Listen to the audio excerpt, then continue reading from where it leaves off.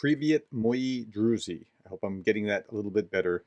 Hello, my friends. Welcome. It is day 323 in Ukraine. So today we're going to be talking all about power struggles. We're going to be talking about Poland offering tanks, SOLEDAR, and an update of what's going on there. We're going to be talking about new Russian commander in Ukraine and all the background maneuvering behind that, what's actually driving that.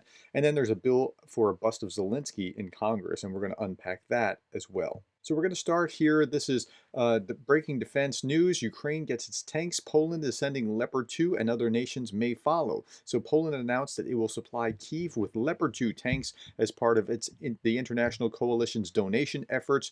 Now, this has not gotten the traction that it was supposed to. Like Germany was like, well, we'll send tanks, but we got to make sure that the U.S. sends tanks first. And it's kind of a bad look on Germany to, like, you're a huge leader within Europe. You want to lead. You don't want Poland to be taking the initiative and being the first one. But Poland and the Baltic states are so in Ukraine's corner. They're like tripping over themselves trying to provide Ukraine with what it needs, which is a great thing. A company of Leopard tanks for Ukraine will be transferred as part of building an international coalition, says Duda, Poland's president. Warsaw is committed to supply around 12 Leopard 2 tanks, a very small percentage of its 242, but it gets the ball rolling, and that's the trick. Now, why are they doing it? Well, RT actually got it right. Warsaw wants not only to support Kyiv, but to push others to do the same. Congratulations, RT. I mean, even a blind squirrel can get a nut once in a while. Here is Politico. Never mind Britain. Germany looks for the U.S. to lead the way on battle tanks to Ukraine. So Germany has been holding out for a reason. Schultz spokesperson on Wednesday said that plans by London to deliver British-made Challenger 2 tanks to Ukraine won't change the position of the German government, which has so far rejected growing calls for Berlin to hand over German Leopard 2 tanks to Kyiv because they're waiting for the U.S. to donate. They want to make sure they're not the only ones donating, is what it is. And again, it's a bad look. As far as things have gone with the Ukraine war, Britain has really been the leader of the western side of Europe, and Poland and the Baltic states have been like the most active supporters of it. So, and Lithuania, man, those guys are just all in their corner. Okay, now let's switch gears and let's talk about what's going on the battlefield. So satellite images show thousands of craters at the battle site in eastern Ukraine. This is in Business Insider, and I usually try not to use Business Insider, but this was just remarkable photography here. Look at this. This is from a new satellite imagery that illustrates the Russian campaign to capture Bakhmut and SOLEDAR. And look at these pockmarks. Every pockmark you see here is an artillery crater. I mean, that's really bizarre. That's what's going on there.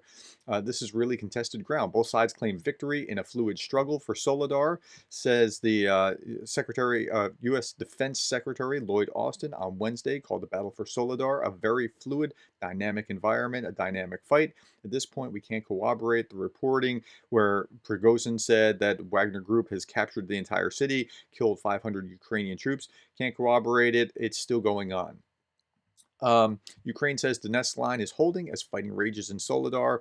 The fiercest and heaviest fighting is continuing today in the area of SOLEDAR, Ukrainian Defense Minister Hanna Maliar said on January 12th. Despite the difficult situation, Ukrainian soldiers are fighting doggedly. And what it looked like last night was just like a rear guard action so people could get across the river, but maybe they're actually holding out. We'll see. We'll see over time.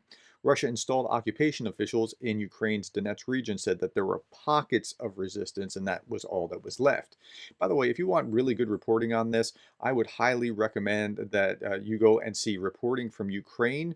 They did an incredible job over the last few days. I highly recommend them. I appreciate them. They also, a number of you came from reporting from Ukraine that watch my channel because they recommended me about a month ago, but it's not for that reason. They're just doing a really good job. Dennis Davdov did a good job, but they did an even better job, like making it really clear who's doing what and where. Okay. Ukraine war battle updates. Battle for SOLEDAR is not over. Ukraine's President Volodymyr Zelensky rejected Russia's claims that it encircled. The fighting continues. We saw that kind of thing. But when we get down to the end of this article, we start shifting gears, and we're talking about Gerasimov. He's the new commander over all of Ukraine. President Vladimir Putin's military reshuffle on Wednesday, in which he put loyalist General Valery Gerasimov in charge of troops fighting in Ukraine and replaced Prigozhin-backed General Sergei Sergovin, has also been seen as part of this power struggle between the Russian military and Prigozhin and his Wagner group. Okay, so what actually is going on in Ukraine right now with this area, Prigozhin has to make his name somewhere. He's been fighting, feeding men into the wood chipper, trying to make his name for slaughter in to take Bakhmut. Now he's actually on the cusp of actually getting some kind of breakthrough in a, I think, even less significant place than Bakhmut. It's mostly farmland, some mines, whatever. I mean, I don't think it's all that important, but he's making his name. He's going to, like, he's willing to literally kill these guys in order to build himself up. But that's what's going on. Now, at the same time, there's a power struggle between Prigozhin and Sergovin as one kind of faction and the hardcore military establishment.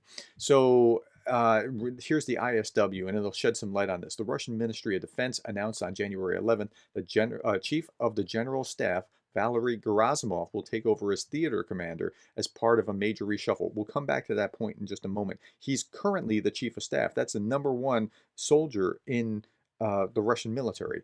Okay, the Russian Ministry of Defense public announcement of this restructuring framed the change as necessary to both improve Russian command and control and intensify operations. So they go on and say Putin's decision to have the Russian Ministry of Defense publicly announce the changes, which they don't always publicly do this, shows their intent, unlike several previous changes to the Russian command structure that were not officially announced. Like, they didn't need to make an official announcement. They could have just changed things up and gone with it, right? But it indicates that the Kremlin intends Gerasimov's appointment as a major shift, both in the conduct of the war as well as in the framing of the Russian Ministry of Defense's role. Gerasimov's appointment was intended to signal that the Kremlin's dedication to the traditional power structures of the Russian Ministry of Defense and Putin's willingness to fight in a long war in Ukraine.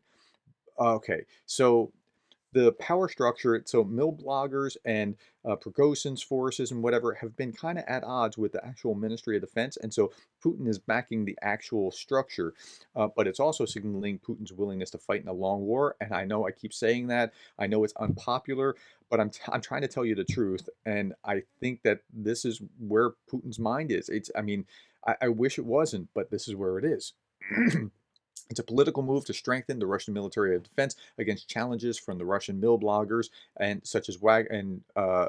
other groups such as Wagner Group, financier Prigozhin. Putin has repeatedly demonstrated that he misunderstands the capabilities of Russian forces. I mean, that's like understatement of the year. Okay, he's misunderstood the capabilities of Russian forces and has not abandoned his maximalist war aims in Ukraine. He still wants the whole of it. And so there was another article that I'm not actually showing you, but I'll talk about briefly, that it looks like they're setting some groundwork in Belarus to have some artillery or um, air support or whatever come from Belarus whenever this next offensive kicks off. For the sake of time, I just eliminated that particular article. Putin may have appointed Gerasimov, the highest ranking officer in the Russian military, to succeed a series of theater commanders to oversee a major offensive that Putin, likely incorrectly, believes Russian forces can accomplish in 2023. Like, he's still all in. He still thinks he can do this. Gerasimov, who approved and did not push back on Russia's disastrous February 22 war plan. Wow, what an interesting line that is. So Gerasimov, like, the way that they started in February of 2022 was this all-out attack, and it was a disaster because they were coming, like, they couldn't focus. It's like a diffused light is not the same. Like, a light just around the room is not the same as a laser. A laser can cut through steel, but it being so diffused, it didn't work, right? And he was approving of this when it started. So you're going to take the guy that approved the disastrous plan and put him in charge of the whole. I'm not sure how much better it's going to be. I do think he's sharper in some ways and thinking of total war. Like, there's the hot war, there's the informational war, there's the economic war, even a humanitarian war with food supplies being choked off and all kinds of things. He's smarter in that way, but he's the guy that approved this. The elevation of Gerasimov in the Russian Ministry of Defense over Servakin, a favorite of Prigozhin, right? See how it's lining up? Highly likely to have been part a political decision to reassert the primacy of the Russian Ministry of Defense in an internal Russian power struggle. It's unclear why Putin implicitly demoted Servekin in favor of Gerasimov. So they're not even going to speculate about that necessarily, but there's a lot going on behind the scenes in the Russian Ministry of Defense. One more about this, and then I'm going to show you another article here. Putin changed the Ukraine action leader, calls for quick, this is Defense News, by the way. Putin changes a Ukraine action leader, calls for quicker aircraft deals. Russia's top military officer was put in charge of troops fighting in Ukraine on Wednesday. To show you what this actually means, it's like we have Sergei Shergu. He's the Minister of Defense, and then you have the top general, which is this guy, and that's who just got put in charge of all of Ukraine. It would be like taking our chairman of the Joint Chiefs and putting him in charge of what's going on in Afghanistan. I'm not sure if that's I mean, again, he knows the whole layout. He can coordinate, but that it seems like an odd move. But it's not an odd move because they're trying. I think Putin's trying to send a particular message.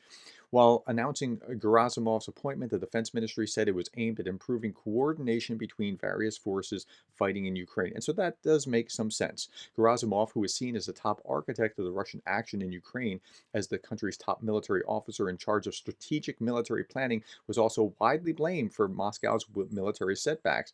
And there's some legitimate something to that. Okay, let me go and change gears here. There's a final thing that I want to talk about is this. U.S. lawmakers slam an insane, so this is an RT, by the way, so we're already into fun with Russian state media, but I only have one article, so we're just going to go into it.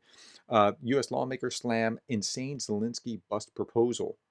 Zelensky bust proposal? Yeah. Joe Wilson, a Republican from South Carolina, made a proposal. He's a Republican that's doing this. Made a proposal on Monday to direct the Fine Arts Board to obtain a bust for display in a suitable permanent location in the House of Representatives wing of the United States Capitol.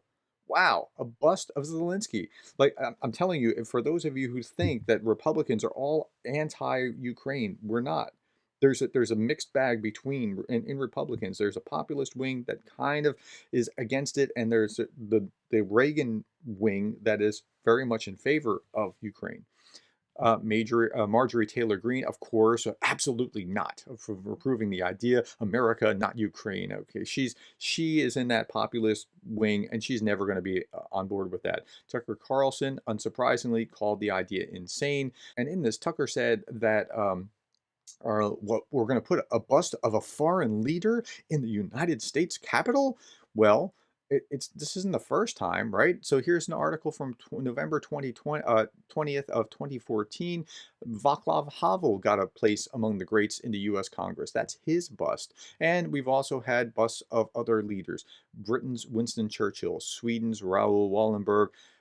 Martin Luther King is an American, but you get the idea. There are other foreign leaders, but they have to be of a pretty high stature. Zelensky is of that kind of high stature. And if you don't believe me, please go read my book. It's free on Amazon, Kindle Unlimited. And just like, he's a once in a generation leader. I'm just telling you, it's just, he's really awesome. Okay, so if you got some value out of this, please like, share, subscribe, do something with that. Give me a thumbs up. Tell the YouTube algorithm that this is something that ought to be perpetuated. If you want to buy me a coffee, I would appreciate it. If you that tells me that you value the work that I'm doing here. I want to end with this. I have traditionally said thank you for being the kind of person that cares about Ukraine. Anna from Ukraine was kind enough to shrink that a little bit for me so I could try to say it a little bit more intelligently. And Dayaku shogu v Boliviaze za Ukrainiu. Thanks for watching, and I'll see you tomorrow.